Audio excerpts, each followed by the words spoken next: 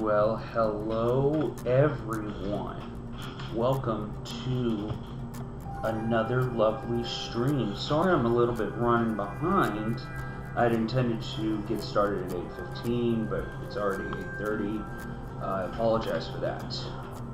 Nevertheless, we are getting ready to get started here. Dip on over. It is a pleasure to have you here tonight. We're going to be trying something a little different today. This has been a running theme this week of just trying different games that you wouldn't normally expect. So this week tonight we're going to be playing Highway Blossoms. It's a visual novel about gay anime girls. And I'm going to do all the voices. We're going to have a lot of fun with this. It's pretty interesting. I've never played this before.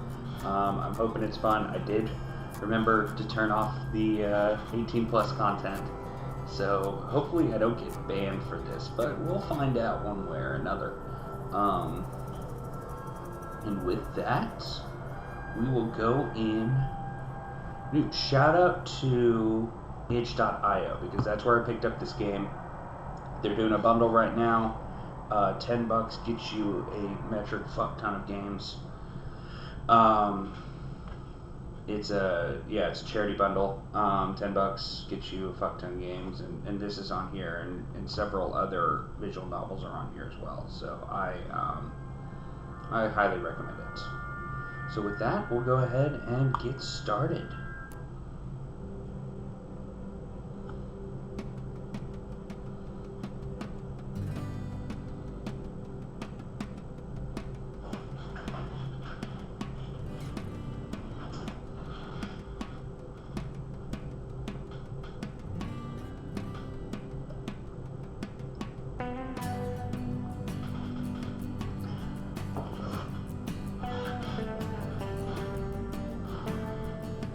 Excuse me. Everything I read about this game said it was kind of short, so depending how long this goes, we may be done in 30 minutes or so. I don't know. Usually visual novels have like a couple different endings, so we'll see how things turn out for our protagonists.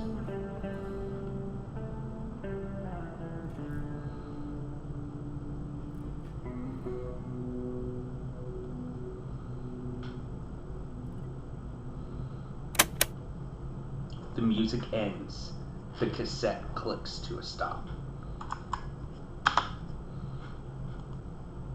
I've listened to it so many times. I've even memorized the placement of the static from the song's original broadcasts. I'm worried that the deck might even eventually eat the tape, but it never happened to him, no matter how many times he played the damn thing, so I'm not too scared. It used to drive me crazy. Every day he played it over and over again. Sure, he'd throw on something different after a few loops, but soon enough he'd switch back and the cycle would repeat itself. Sometimes I think he would do it just to mess with me. I would be in the back, in bed, smothering a pillow over my head to block out the music. He would just turn it up louder, even during all-nighters. That was so like him. Even near the end, when we had to finally settle down, he was still pulling that kind of crap. I'd come home from school sometimes, and the police would be at the door because the entire block had called in a noise complaint. He said it was because he was hard of hearing, but I know he did it just to get a rise out of the old grouches who lived nearby. I think that was his worst fear.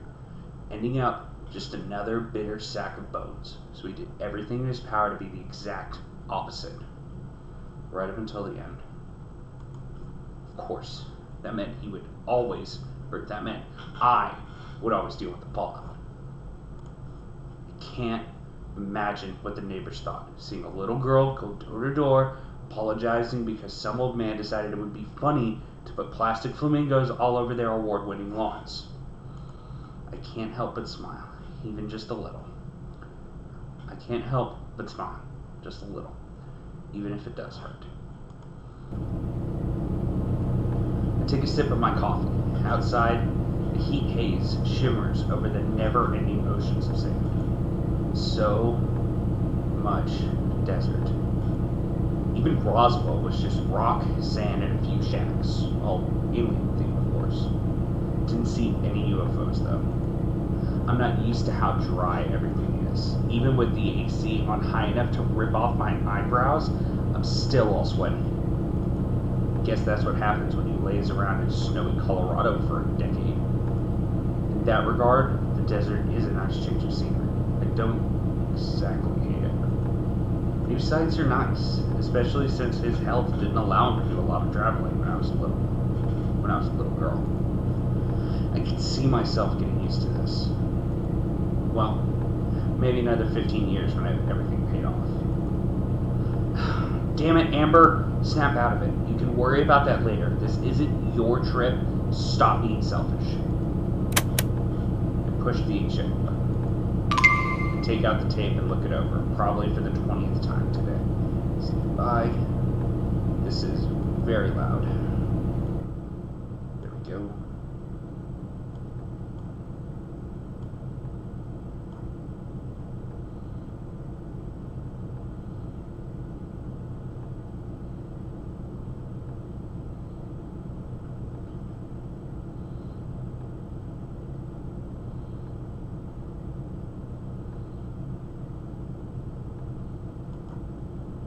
Take out the tape and look it over, probably for the 20th time today.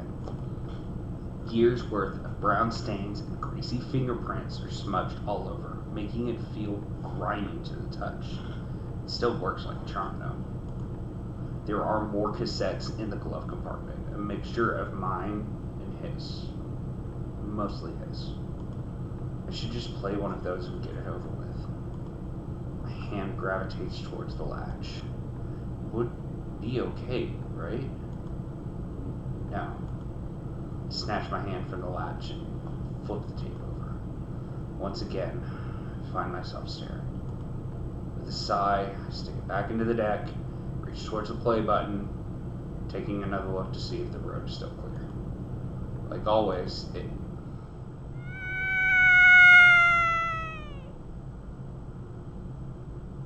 Okay.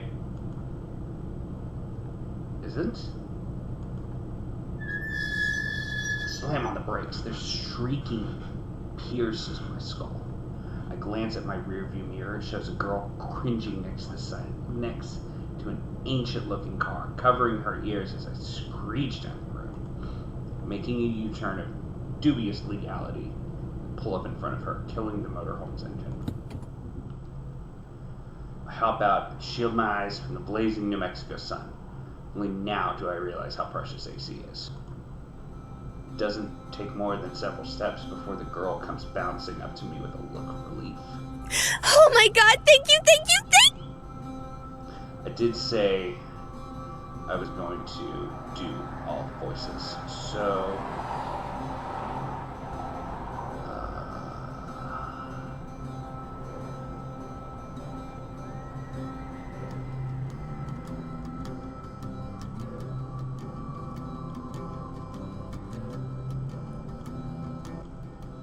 Oh my god, thank you. I was starting to think no one would ever stop. With each word, she gets a little closer until we're finally within touching distance of each other. Her smiling face now fills my entire field of vision. Her bright auburn hair is done into a girlish side tail, glistening beneath specks of sweat. Standing out in the heat has made her round, pale cheeks a sun-kissed red, but she still looks put together, like the desert would sooner melt her than do any real damage to her looks. I almost feel embarrassed to be in front of someone who dresses so cutely. Her frilly green top and skirt almost put my red t-shirt and khakis to shame. It's all brought together by one thing, though. Her eyes. They're blue, vividly blue, deep, rich, complementing the traces of her misty perfume as she gets closer and closer. Too close. I scramble back and cough, trying to hide any awkwardness. No problem. What's she doing out here all alone? Driving through? Hell, is she even alone? Peer off into the plains on the side of the road, half expecting a guy to pop up from his hiding place now that some idiot has fallen for their trap. That idiot being me, of course.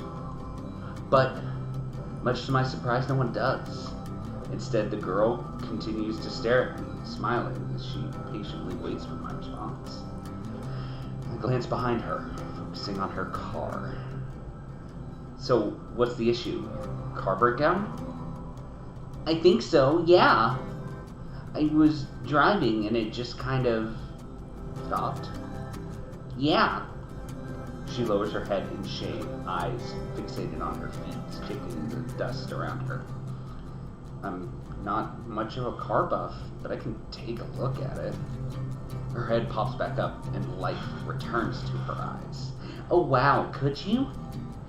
Yeah, I can't promise that it would do anything, but I can at least check it out.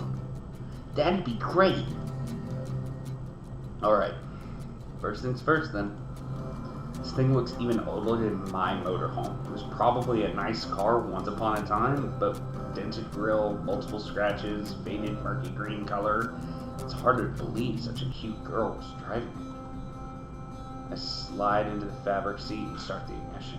I don't know much about how this stuff works, just enough to keep the motorhome from giving out, but I can't imagine it's too significant of an issue. Probably just a dead battery or... no gas. A single car passes by, cooling us with a refreshing gust of wind sprinkled with dirt and sand. Is something wrong? Is this a joke? Oh no, did I break it? No, it's just out of gas. What? No way!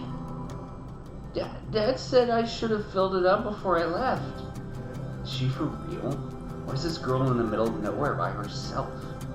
As if trying to force all the ideas into the center of her brain, the girl grabs her head and whines under her breath. Man, I didn't charge my phone either. What am I gonna do? I offer her mine, but I've never had a cell phone in my life. Seems like you'd have to be pretty absent-minded to forget that, though. She whines once more and turns to me. Hey, this might seem a little weird. No. But could you take me somewhere nearby so I can get some gas? What do you know? She actually did. How long did you say you've been stuck out here?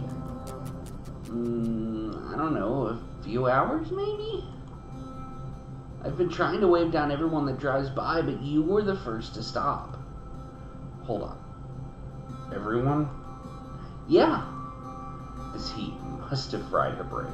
Does she have any idea how dangerous that is? It's probably not a good idea, you know. She cocks her head to the side and gives me a look of genuine curiosity, like it wasn't obvious or something. Huh? Why? Well, you know, a cute young girl alone in the middle of the desert, it's just asking for trouble.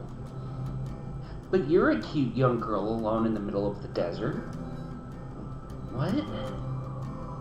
Her comeback takes me off guard and I turn away a little, avoiding eye contact. Yeah, but that's different. A smile returns to her face, the same bright one she showed me when I first pulled over. I'm still avoiding eye contact, but she leans over to the direction I'm looking and continues to smile. So, you think you can give me a ride? I don't know. Please, it shouldn't take very long. This girl, it's like she didn't even listen to what I said. Still, better me than some psycho. Besides, it's not like a small detour will make me late or anything. Guess it's fine. I'm not in too big of a rush anyway. Yay! Before I'm even finished, she's springing off the ground, bouncing to the motorhome. Wait! But it's already far too late. She's somehow made her way into the motorhome before its owner, even finding the time to give me a small wave from the passenger seat. I heave a heavy sigh, rubbing my temple as I climb back into the driver's seat. The key still dangling from the ignition, I wrench it around and the motorhome roars to life, forcing a surprised squeak out of the girl. By the way, my name's Marina. Thank you so much for helping me out. Amber, don't mention it. Careful not to hit her car. I back the RV up and turn it around, sending us in my original direction. I reach for the play button on the cassette player, finally giving in to temptation, but Marina starts up again. Why aren't we going the other way? Wasn't there a station a little ways back? It was more than a little ways back. I saw a sign a few miles ago that said there was a station not too far from here, so we're going there. Oh wow, I didn't even see that. You're really observant. Yeah, you're just really oblivious. Not really. Silence falls between us, the roaring of the engine and the swishing of the wind outside being the only sounds.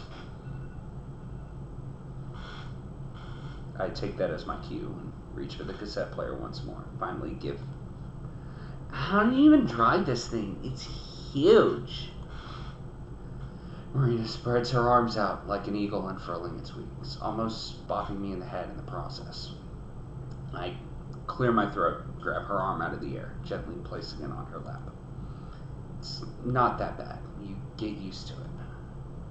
She tilts her head to the side and gives a light grunt as if saying, "That's so," and we return to the silence before.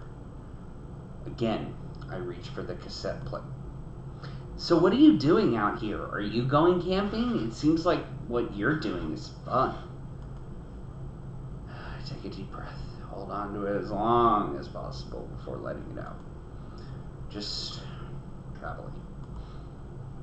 What about you? Where are you out here? Oh, well, it's kind of silly.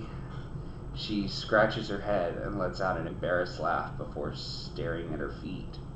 She quiets down and surprisingly stays quiet. Well, looks like that worked. I reach for the cassette player one last time. I stop for a moment to look at the glove compartment and then Marina, who looks lost in thought. Finally, I press play.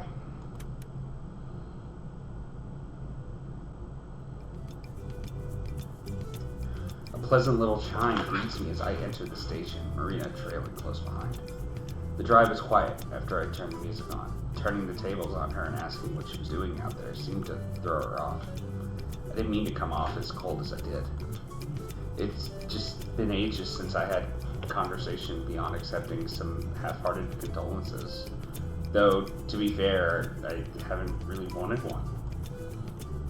The guy behind the counter is busy bringing someone up, so I set out in search of a gas can.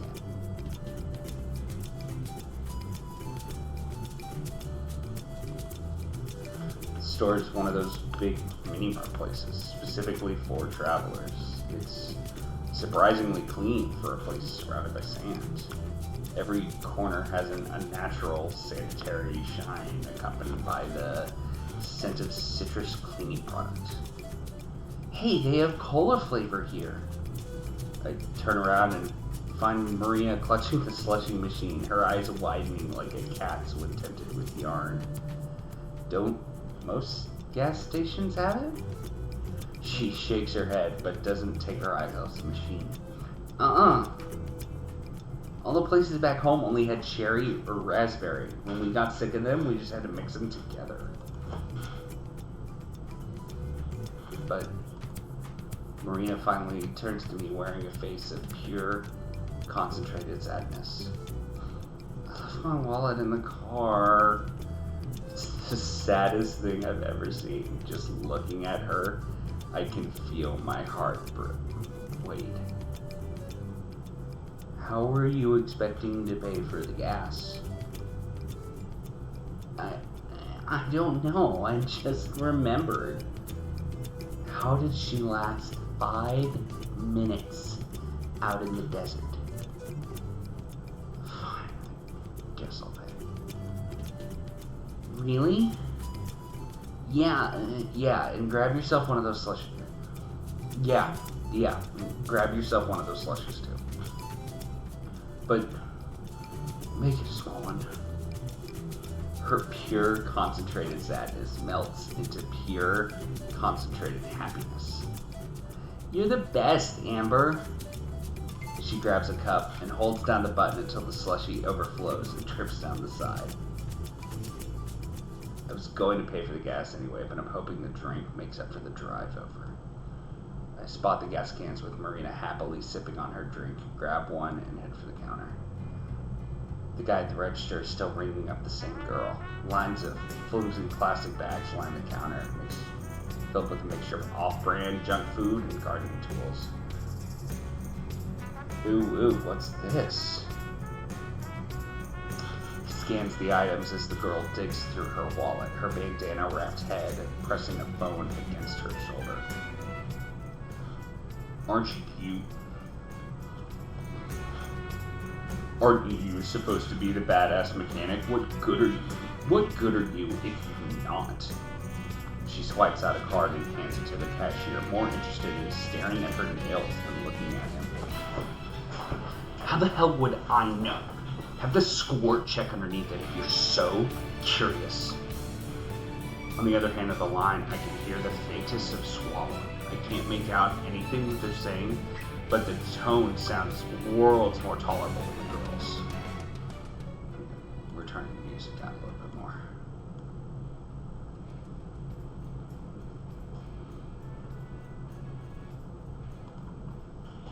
If it's that old, then I say do it.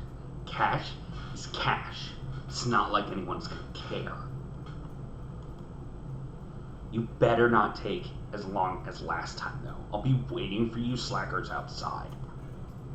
The girl slips her phone back into the crevices of her dangerously unzipped jumpsuit. What little clothing she has on underneath looks like it's gonna burst from the slightest movement. Not my type, especially with that personality, but it's hard for me to do anything other than stare. The attendant reaches out to help with the bags, but the girl snaps them away before he can. She shoots him with a heated glare that burns straight through the man and into the wall behind him. Excuse me.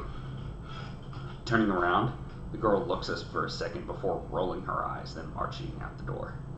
The bags weighing her down as they nearly scrape the ground. Yeah, definitely not my type. Good luck. Marina and I set the can and nearly empty slushie on the counter. Will that be all? Yeah, sorry if we're more boring than that other girl. The attendant hacks out a dry cackle and scans the gas can. He flicks his oily ponytail behind his shoulder and then rings up Marina's drink. Been a lot of folks passing through and stocking up the past few days. It's been a good change of pace. I'm guessing that's why you girls are here too? Marina eases in towards the counter, nudging herself tightly between me and a rack, her hands creeping over to the slushie. For what? I'm just heading out to California. If I don't end up driving myself insane first. You mean you don't know? The attendant freezes, forgetting about the scanner in his hand, blinding red beams from it onto my chest. About what? Why, the treasure. Marina's hands stop shy of grabbing the cup. Treasure? The clerk's chubby face morphs into a grin. You're telling me that you girls haven't heard of the treasure and the journal? I have. I frown. Embarrassed, Marina looks at the floor again, her cheeks flushing red. I guess she's always just this forward. Well, I heard about it on the news. It's kind of why I drove down here. You drove out into the middle of the desert for treasure. Sorry, but you lost me. Not just any treasure, Missy. The miner's treasure. He says it like that should clarify what it meant. I stare at him. He stares back. Marina sips the last dregs of her slushy. You honestly don't know. You honestly don't know? Not a clue. Are you gonna change that? Little feisty, ain't ya? Not really. I just have stuff to do. Fair enough. A little while back, some folks were going through all the trash in their garage. As fate would have it, they came across an old journal. Turns out the thing had belonged to their great uncle, or maybe it was their great grandfather. I don't know, some old dead Cut him off with a cough. A polite hint for him to either get on with it, quit his yammering. Despite apparently knowing all of this, Maria continues to stay focused with rapt attention. Sometimes her drink makes that annoying slurping sound again. Sorry, I'll try and keep it short. Anyway, after flipping through it, they found that he'd struck it rich during the gold rush. If he struck it rich, then wouldn't the family know about it? They'd have to be pretty well off, right? Oh, I can answer that. He went back home to Missouri without any gold and told all of his friends he hid it. By now, the slush is all gone. Marina tries for one last sip, but all that's sucked through the straw is air. She peers down into the cup and blows out a small sigh. No one believed him, though. I raise an eyebrow. Even if this girl knows about it, then I must be more out of the loop than I thought. Well, now looks like Sister here's been doing her research. Mm-hmm. The lieutenant leans under the counter and smirks. Story goes, he wanted to eventually move his family out west and dig up his gold back along the way, but kicked it before he could. He slides his thumb along his neck and makes a cheesy sound effect to go along with it. Marina giggles, but I just keep staring. The folks that found that journal ended up selling it to some hotshot publishing house. Now everyone wants to retrace his steps and find the treasure. Shipments have been selling like hotcakes. Just got ours last week. He points to a rack of identical books sitting by the door. A sign hanging above it reads, Treasure of the Desert, A Miner's Journey. Take part in the new gold rush. Yeah, that'll stick in people's heads. And people are really buying into this? Sure are. I've worked here over 20 years and I've never seen as many people passing through. Even the Banshee before you was here for some supplies and a journal. Sure, okay. This is a hoax if I've ever seen one. And where is this supposed treasure? No one knows. It's all scattered. Excuse me. It's all scattered around the desert. They say the journal has hints to its whereabouts. Uh-huh. Marina, you said this is why you drove out here? Yeah, that's right. But you don't really believe the treasure exists, do you? Sure I do. She pauses to think. At least, I want to. But wouldn't it be super cool if there was treasure? Sure, it would be cool. But there's a good chance there isn't. And even if there were, do you know where to start looking? No, not really. I never got that far. I don't even have a copy of the journal. She lowers her head like she knows there's a good chance what I'm saying is true. But I have to try. Her voice is soft and quiet, but there's a faint glow of determination behind it. It makes me feel ashamed for scolding. But the idea that she dropped everything for treasure is insane. To her credit, she did a little research, but that's canceled out by her driving into the desert without a full tank of gas. She wasn't prepared at all. The people who care about her must be worried sick. I barely know her, and I'm worried. Aw, don't be too hard on her, Missy. After all, who can resist a good treasure hunt? He looks to Marina and gives her a big gummy grin, courtesy of his missing teeth. Ain't that right, sister? Jesus, I'm sorry. Something about the way he do his voices just takes a lot out of me. And I don't know. Marina springs back with a smile of her own. That's right. Rolling my eyes, I reach into my pocket and pass some crumpled bills to the clerk. Yeah, well, I'll believe it when I see it. He shrugs and stuffs the cash into the register, though now I'm just paying for the tank and an empty cup. I pocket the change. Give a casual wave from the exit, and that should be good enough, thank you. Marina follows through, a bit more animated, waving her arm like the fan as she says goodbye. Oh, and sister? Yeah? You go ahead and take one of them journals. Free of charge. Really? Marina lights up like a firecracker and bounces up and down like she's a kid again. Yup. Oh wow, thanks, mister. In one swift motion, she swipes one of the remaining books off the rack so fast I swear my eyes are skipping frames. Hey Amber, look, he gave me one for free. Yeah, I see it. I tune out her chattering and nod as we walked out to the parking lot so we can finally get the fuel. The attendant shouts one last thing, his voice fading behind the glass of the closing door. Good luck on your trip. Oh my god, why is it only his voice?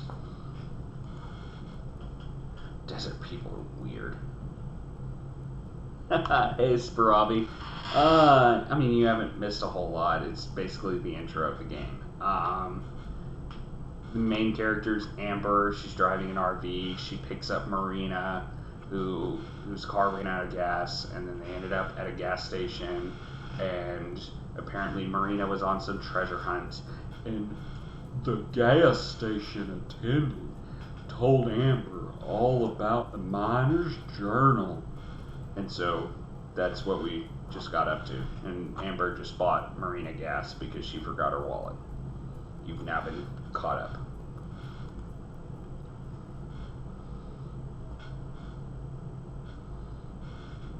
I'm having some fun with this. This is fun. We're having fun. No way. Maybe it's further up the road?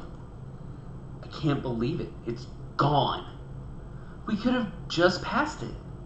We weren't even away that long. How could it be gone? We stare at the empty space that once housed a certain ugly green car. The mechanic girl. They stole that car. They stole her car. Wow. Yeah, it's pretty typical.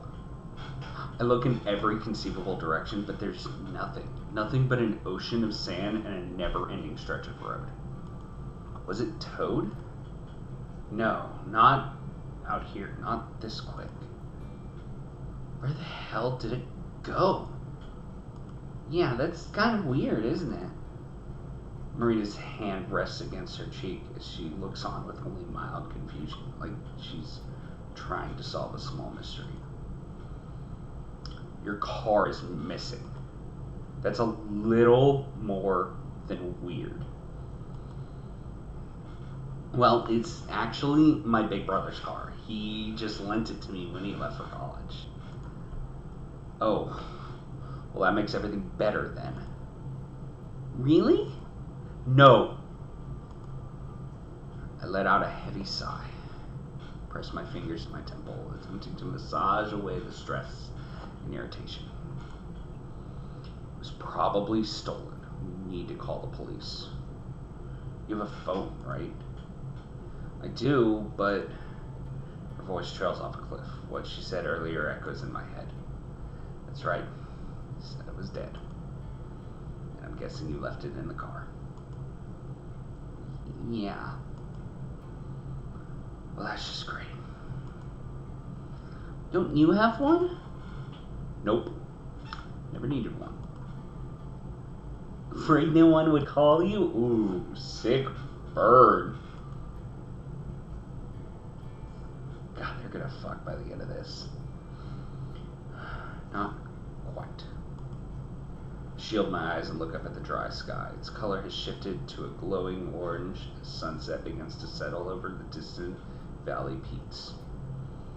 It's going to get dark here pretty soon. Don't worry, Amber. I would call you. I can't just leave her. Even if she did have her phone, it would take forever before anyone could get out of here. She'd go from burning up in the heat to freezing out in the cold within a few hours. Marina is sassy. Yeah. She's, yeah. And Amber's just supposed to be this aloof tomboy, and Marina is not. It's adorable. Plus, if there's people around who would steal cars, there's no telling who else is out here. I can already see how this would go down. She'd be huddled on the side of the road, trying to keep warm.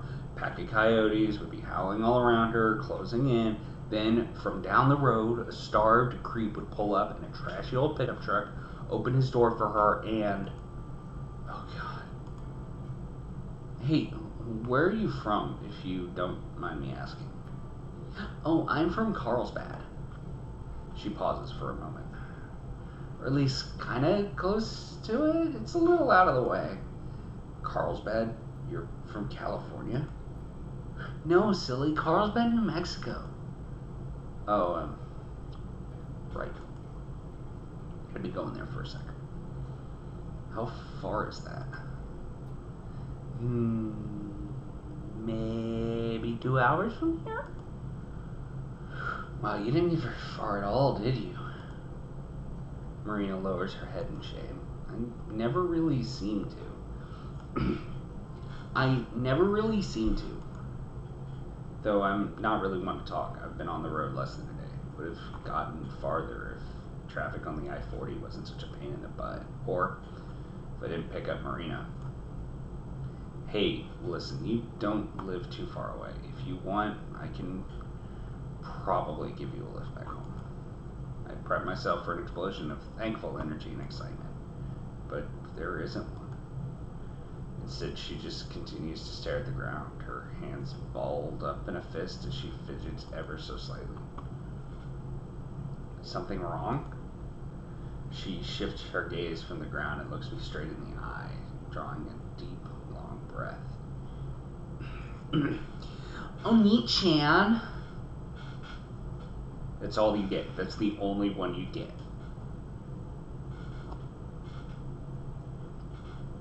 Drawing a deep, long breath. Oh, beautiful. Banned. Absolutely banned. Remember the treasure we were talking about at the store? Yeah.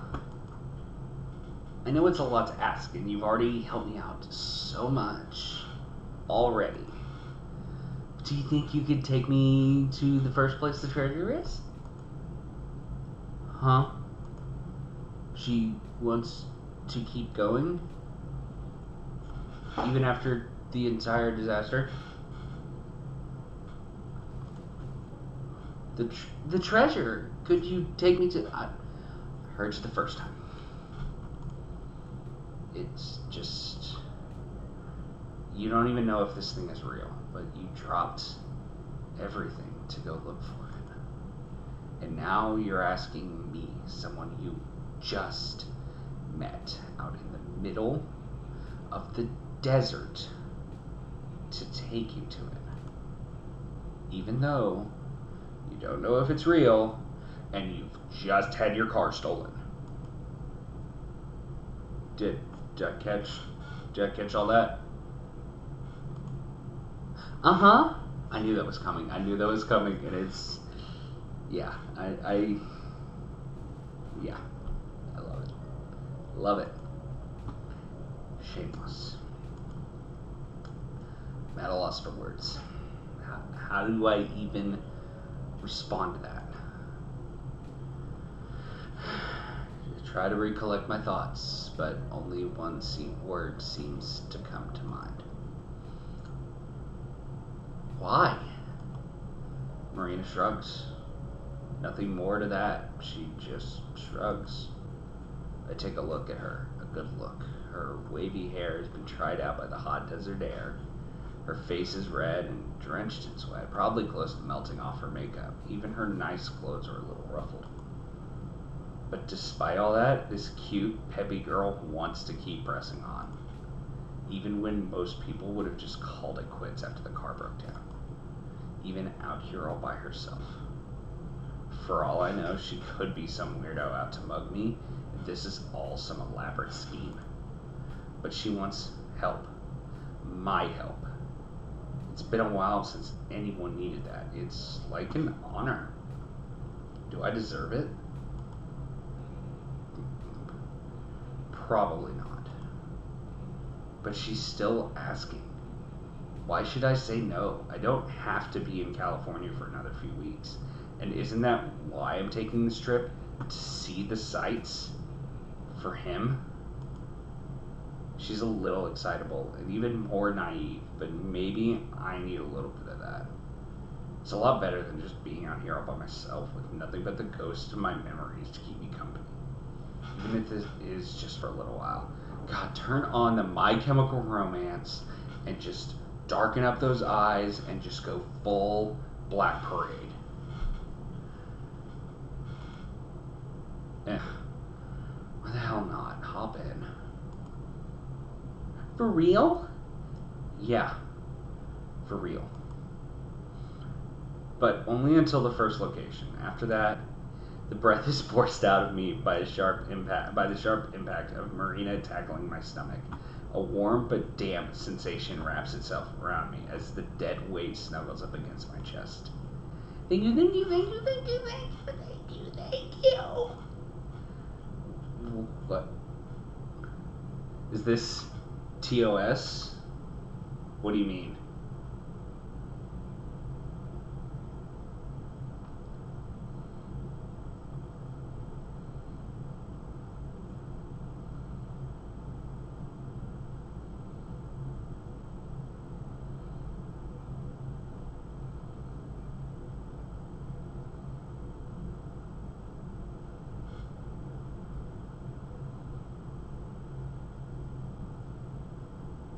Anime girl relationships are against Twitch terms of service. No. So I like triple checked it. And it's not one of the banned games that are listed. Additionally, I turned off the 18 plus content. So yeah. I'll put some blurry stuff over the hand holding if it eventually gets to that. But yeah. No lesbian porn. I'm sorry. Blame Twitch. I know, I'm just messing with you. Yeah, I know. But still, no, I like quadruple checked because I wanted to make sure like which visual novels I was allowed to play because I've got several. I posted the list of games that I want to play on my Twitter and then a couple other places, and like a couple of them are visual novels, and I wanted to make sure that like none of them were allowed because I did make the mistake of playing Honey Pop once on Twitch, and like I couldn't get it to come up on the choose what game are you playing, and I like couldn't understand why it wouldn't come up, so I just did just chatting, and then somebody was like, you can't stream Honey Pop, it's porn. I'm like, you're not wrong. So I think I did like 30 minutes of it before I was like, oh, I should probably stop this. Yeah. And then I haven't played Honey Pop since. It's kind of cheesy. It's not great. They did come out with a sequel though, so that's nice. Oh, anyway. What are you doing? I'm hugging you, silly. My cheeks grow warmer with each passing second. I try to wiggle my way out, but she stays latched on, her grip getting tighter and tighter. Marina, please.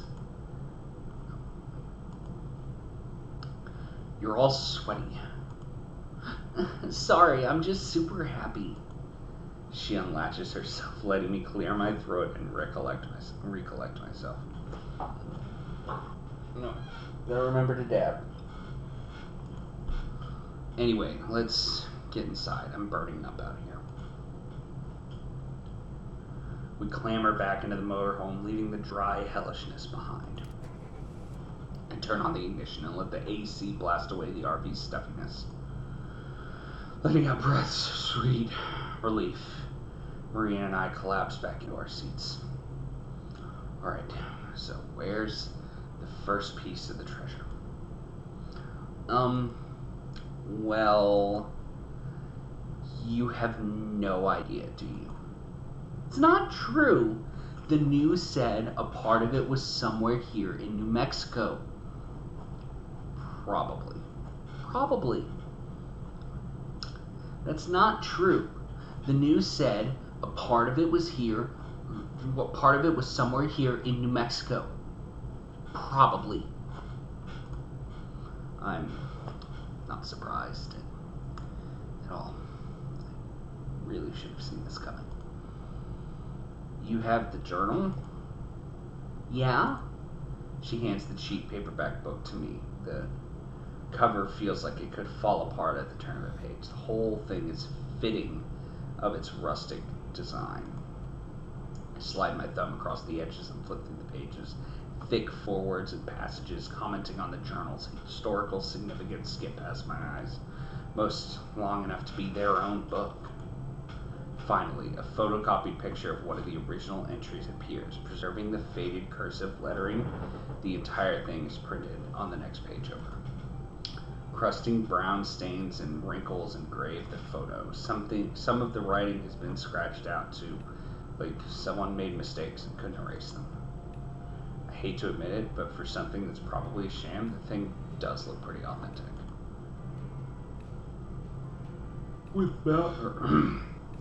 With bounty and satisfaction in hand, I am now homeward bound, the perilous journey forthcoming.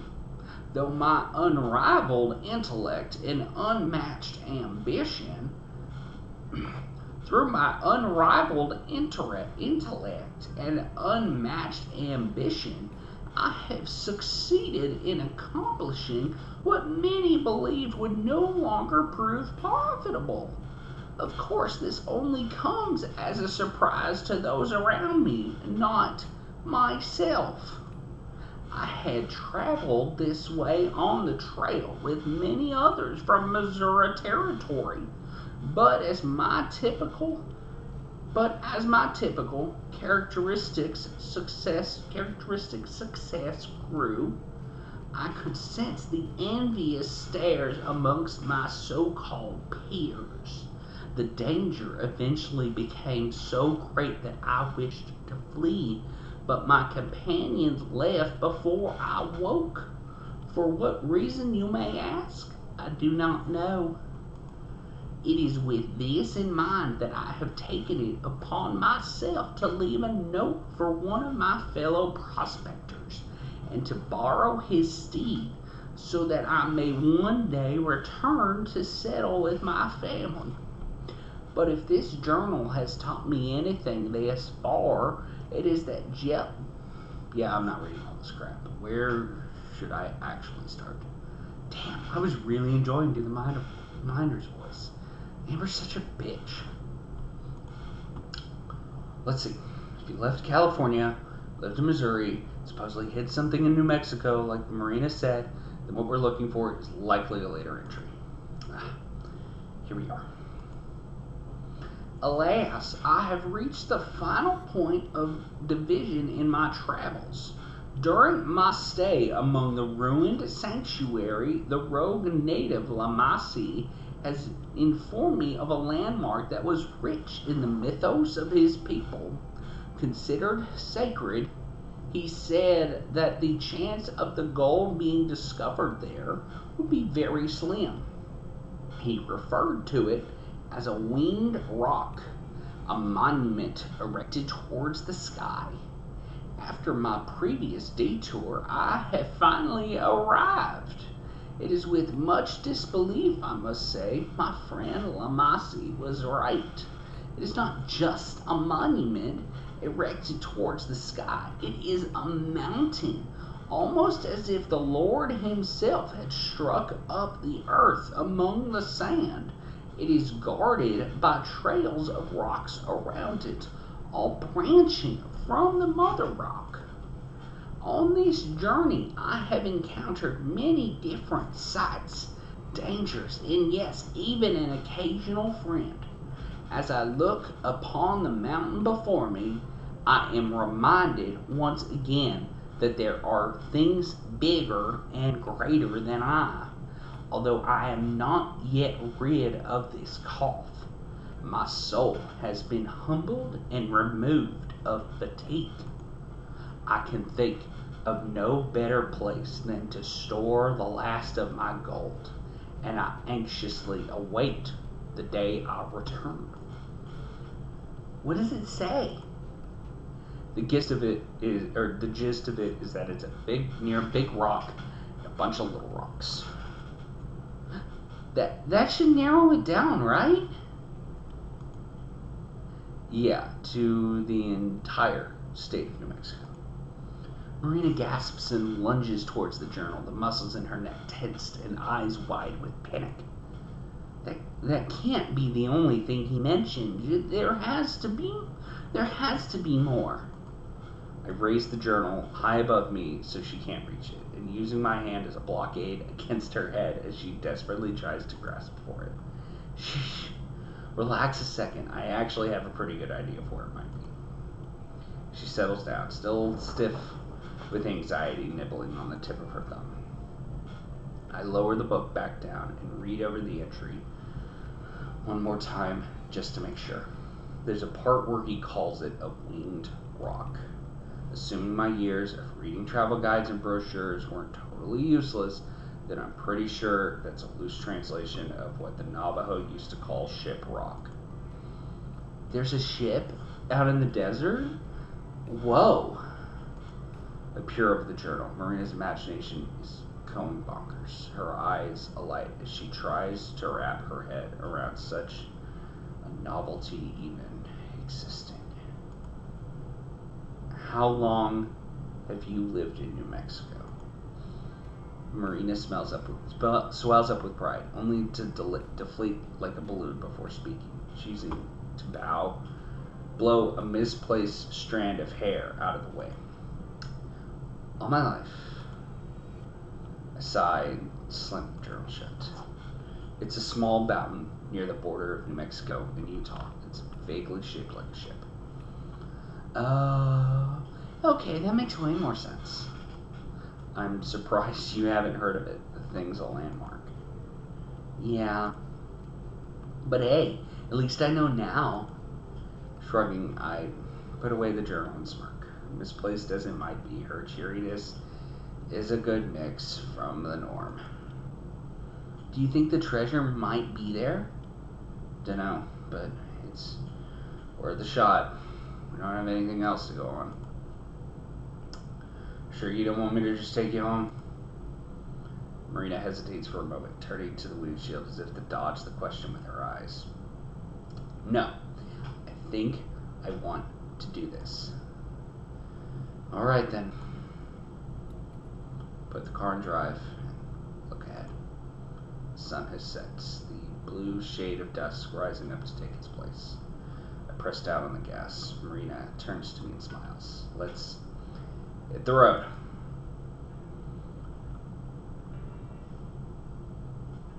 The sun has long since set and given way to darkness. Only my headlights remain, illuminating the road and silhouetting the small rock formations around us.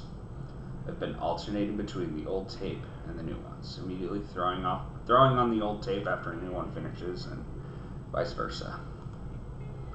Haven't had any complaints from Marina. She's been sitting at my side the entire time, softly humming off-key to the music. She seems to be the type to just accept things as they are, like with her car being stolen or that treasure. Especially that treasure. And to make it worse, it's not just her. Apparently it's some phenomenon now. Goes to show how much I really keep up with current events. But the whole thing smells like a scam. I bet somewhere all the big shots from that publishing house are gathered up in the corporate tower, laughing at the idiots that they've ripped off with that book. Christ, I'm even starting to sound like him. The music turns to static. The cassette is silenced by a loud click. I eject it and reach for his old tape again. Marina notices, taking the opportunity to break the long-held silence. So, do you like music a lot? Yeah, I guess. I figured. You've been playing those tapes this entire time. She picks up one of the tapes on the center console and inspects it, going as far as to poke her pinky through one of the holes. I'm not sure what you'd call this type of music. Yeah, I've been just playing whatever, mostly jazz, fusion, and alt country. There's some new age crap in there for good measure.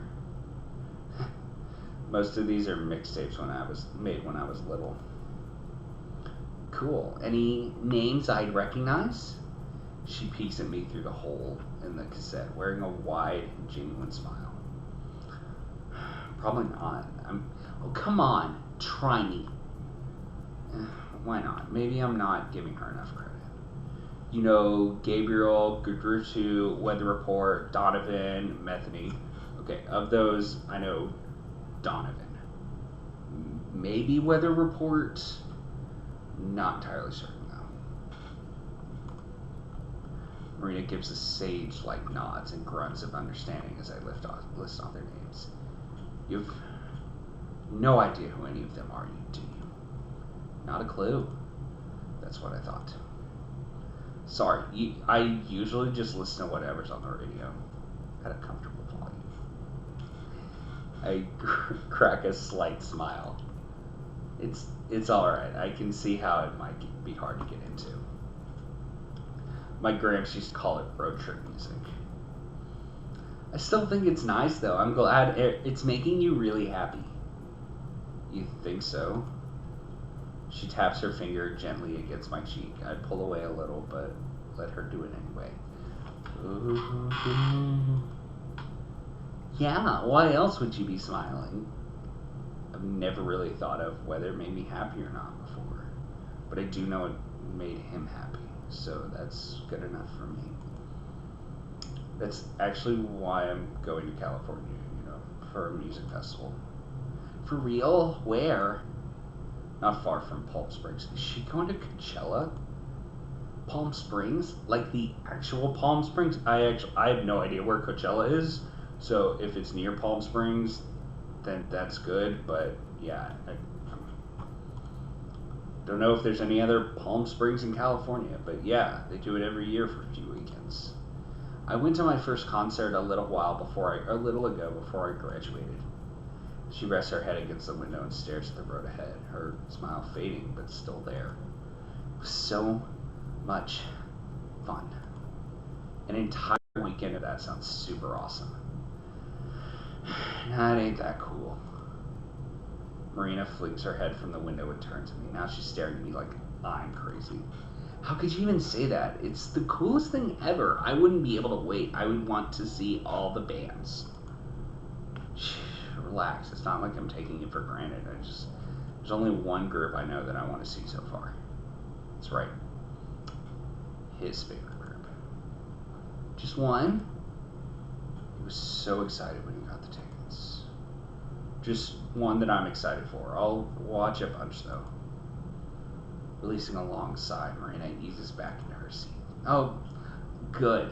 I was afraid you were just going to head on home after you saw your group. You crazy? I'd like to at least have a little fun before worrying about all the expenses I got to deal with. Expenses? Damn it. It's nothing. She gasps. Are you in debt? Is it college loans? My brother said those aren't fun to deal with at all. Got too comfortable. Should have just kept my trap shut. Or did you just spend too much on your ticket? Without warning, I swerved to the side of the road and onto the rocky sand, cutting Marina off and nearly giving her a heart attack. Marina shoots me a worried glance, her face still pale. My God, what was that? Are you okay? I pinched the bridge of my nose and elbows on the wheel. Amber, been driving all day, a little tired. Where are we? A little outside Albuquerque, so we aren't too far from now. We'll sleep here, drive to Ship Rock first thing in the morning. Killing the ignition, I climb out of my seat and into the living quarters. Marina trails behind me. I yank open the bathroom's Velcro latch cupboards. Inside is a folded stack with a blanket, sheet, pillow, my old gym clothes from school. Scoop them up, toss them to Marina. She scrambles to catch it, desperately balancing them as they lean out of her arms. Sorry about the clothes. I don't actually have any pajamas. Or I don't have any actual pajamas. You can sleep on the couch. It folds out into a bed. Oh, okay. Alright then. See you in the morning. With that, I step into the back room, slam the sliding door before collapsing onto the oversized bed.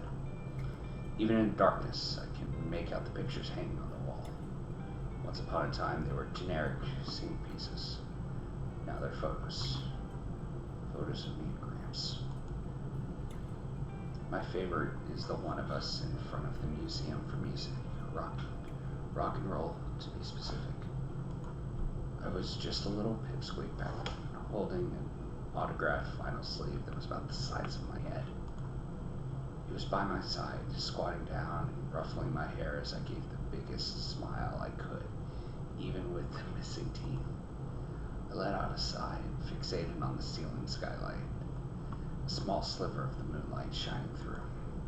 It feels like an eternity since I last lay down in this bed. I remember it felt like being hugged by a cloud. Now it feels like concrete. Tiny creaks sound from the room next door, accompanied by Marina's little squeaks of determination as she struggles with the fold-out bed. Until finally I hear a loud thud. Ah! Can't help but smirk a little. I should have warned her it was heavy. The room goes silent. Hope it didn't crush her. Luckily, I soon hear footsteps tiptoeing across the carpet and then on the bathroom tile. They stop outside my door. Hey, are you awake? Her voice is weak, barely above a whisper. It's almost impossible to hear as if it's muffled through the door. I know I've said a lot, but I really mean it. Thanks, Amber. Good night. I continue to stay silent in the dark. The ceiling looks like it's constantly changing in size and dimension. Sometimes it gets bigger and further away, other times it's closer and smaller. I look down. Through the crack under the door, I can see her shadow turning around to leave. The words slip out of my mouth before she can even take her first step. Night, kiddo.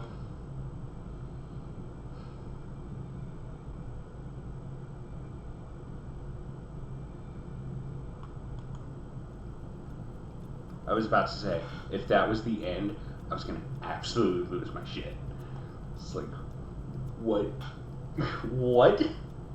Okay. On that note, though, it is 9:30, and we are calling it a night. This was fun. I had fun. We might actually do this every Tuesday. Maybe our VN night, our visual novel night. And let's think about that. I'll post it on Twitter, see what they say, or see what people say. Let me know what you think. Tuesday night, visual novel night? Maybe. I don't know. Find me on Discord. Let me know how it goes. Hit me up on chat. Hit me up on Twitter.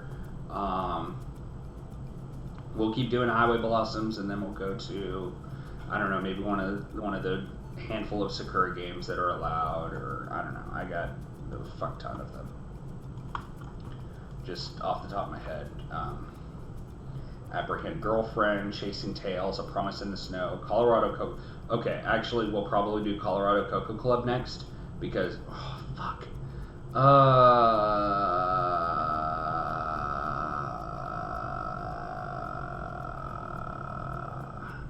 Okay.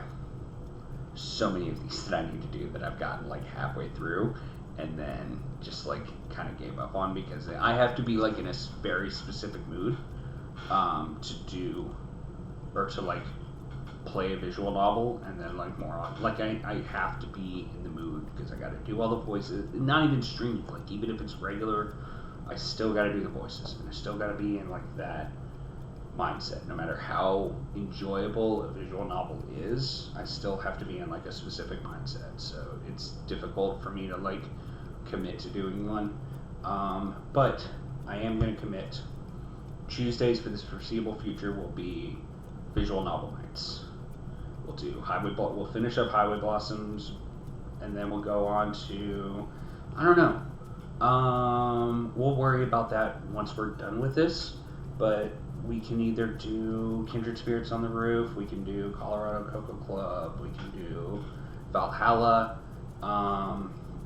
one of those Sakura games, Mortician's Tale. Probably not Long Live the Queen. I played that several times. It's hard. So hard. Ugh. And then eventually I just picked up A Little Lily Princess. It's $5 right now. It's supposed to be really, really good and very, very gay.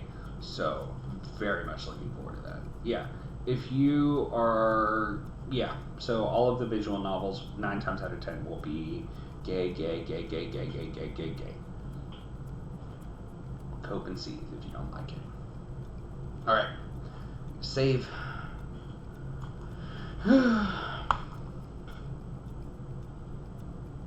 Okay, everyone. I will, everybody take it easy. Have a good night.